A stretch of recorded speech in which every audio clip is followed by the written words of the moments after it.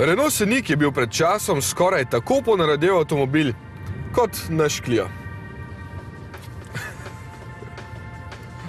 Za dokaj malo denarja so družine domov zapeljale prostoren in uporaben avtomobil. Ampak je priljubljenost z leti popustila. Pa ne zato, ker bi bil avto slabši, ampak ker je konkurenca končno predstavila svoje modele. Od leta 1997 je Renault izdelal že več kot 3,3 milijona Scenicov. Zato jim moramo priznati uspeh. Hkrati pa so si v tem času nabrali toliko izkušenj, da je tako jasno, zakaj je novi Scenic tako dober avtomobil.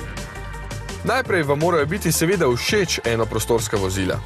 Sprednja šipa je pri takšnih bolj položna in velika, streha višja, vse skupaj pa izgleda bolj nerodno in manj lepo kot pri klasičnih kombi limuzinah. Scenic se zato trudi biti privlačen avtomobil z raznimi oblikovnimi domislicami, predvsem na sprednjem delu. Notranjost pa je tista, ki je dejansko najpomembnejši del takšnega avtomobila. V tovarni se celo hvalijo, da gre za najbolj prostornega v razredu in tudi v resnici ga je res veliko. Navdušijo kvalitetni materiali in privlačna armaturna plošča, še posebej pa prilagodljivost v zadnjem delu, kjer lahko vse 3 sedeže zlagate in jih celo odstranite, če so vam v napoto. Takrat prtljažnik meri kar 1837 litrov.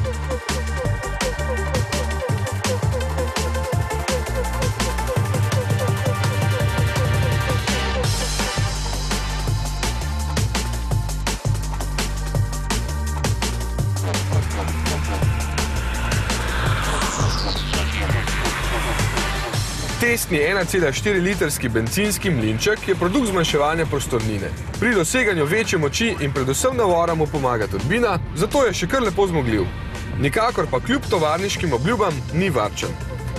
Porabi namreč okoli 9 litrov, zato dobro premislite, koliko kilometrov opravite letno. Renault ima namreč na voljo tudi sodobne turbodizle. Primerljiv je za slabih 2000 evrov dražji, kar pomeni, da boste razliko zaradi manjše porabe pokrili recimo v 7 letih, če na leto prevozite okoli 15 000 kilometrov. In težko verjamem, da se ga boste prej naveličali.